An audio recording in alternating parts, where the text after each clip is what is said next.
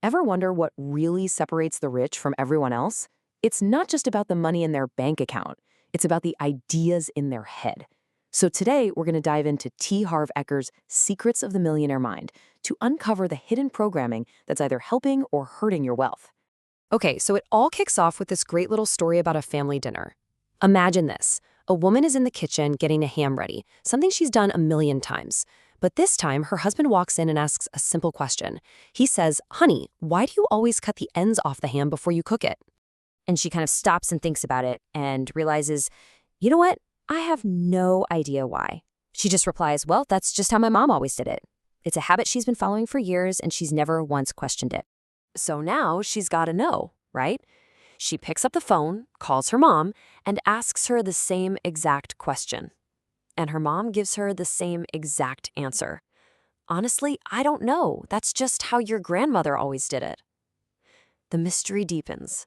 There's only one thing left to do. Call Grandma. And get this, her grandmother just starts laughing on the phone. "Oh, sweetie," she says, "I only did that because my pan was too small." Now just let that sink in for a second. A simple, practical limitation from decades ago turned into a blind tradition passed down through 2 generations. And that right there is the whole point. See, just like that ham recipe, most of us are unconsciously following an unseen financial recipe. We've got these beliefs about money that we inherited from our family and our culture, and we almost never stop to ask, hey, is my pan even still too small? So this brings up a really important question for you. What kind of outdated financial recipes are you still using?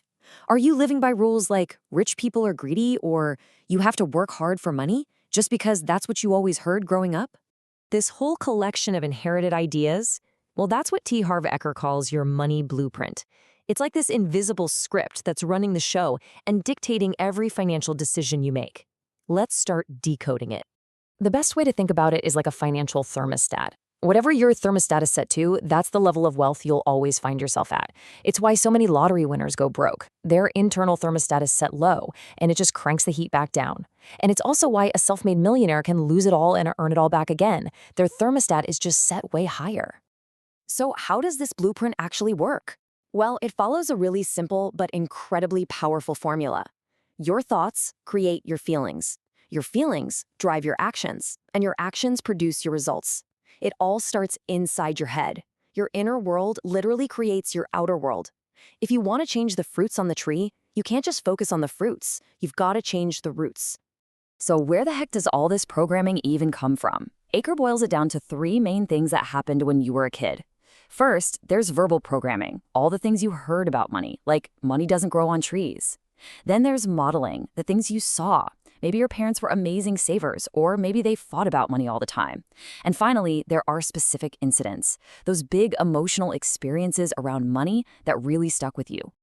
All right, so now we get the problem, right? We've all got this subconscious blueprint kind of running the show. But here's the good news. You can absolutely rewire it. So let's get into 5 of the biggest mindset shifts that separate the wealthy from, well, everyone else. First up, and this one is absolutely crucial, you have to believe deep in your bones that you are in the driver's seat of your own life. It's all about taking 100% responsibility. People with a rich mindset truly believe I create my life. They know they're the captain of their ship. They make their successes and they own their failures. But on the flip side, you've got the poor mindset, which says life happens to me. This is the victim mentality. It's all about blaming others, justifying why things are bad, and complaining. And Eker puts it bluntly, there is no such thing as a rich victim. All right, key number 2. And this is one that makes a lot of people squirm a little bit. It's all about self-promotion. Look, Eker is super clear on this. Hating the idea of promotion is one of the biggest roadblocks to getting wealthy. Think about it. If you're not willing to tell people what you have to offer, whether it's a product, a service, or just you and your skills, how are you ever going to make a serious income? Wealthy people see it as enthusiastically sharing their value. Poor people often see it as slimy or just icky. Okay, let's talk about key number 3, and it's all about your ability to receive. How good are you, really, at letting good things into your life? So many of us are taught that it's better to give than to receive. But that's only half the equation, isn't it? For every giver, there has to be a receiver. A lot of us feel unworthy, so we block good things from coming our way. Here's a super simple way you can start practicing this today. The next time someone gives you a compliment, instead of brushing it off, just look them in the eye, smile, and say thank you. That's it. Just receive the gift. Key number 4 is a big one. It's about how you choose to get paid. Are you getting paid for your time, or are you getting paid for your results? Now, don't get me wrong, a steady paycheck feels secure, right? But that security comes at a cost. There's always a ceiling on how much you can earn because there are only so many hours in the day. You're trading your time for money. Rich people, they refuse to have a ceiling on their income. They choose to get paid based on their results, things like commissions or profit sharing or owning their own business. And our final key is all about the fundamental lens through which you see the world. In every situation, do you see scarcity or do you see abundance? So many people get trapped in this either-or world. They think you can have a great career or time with your family. You can have money or be happy.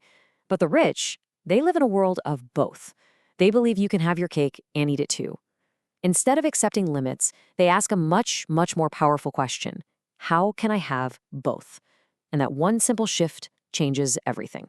So understanding all this is fantastic. It's the first step. But just knowing it isn't enough, right? To actually start rewiring that blueprint, you need a new, practical system for handling your money. This is where Eker gives us a really simple but honestly life-changing system.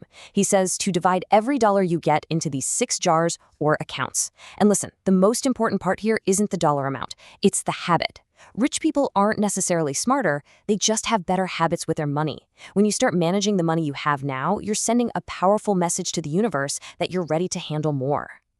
So as we wrap this up, I want to leave you with one final thought to really chew on. If you took an honest look at all your beliefs, your habits, your financial recipes, if that mindset was the blueprint for a house, what would it build? Would it be a tiny shack, a comfortable but modest home, or would it be an absolute mansion? The great news is the blueprint can always be changed, but you have to remember, you're the architect.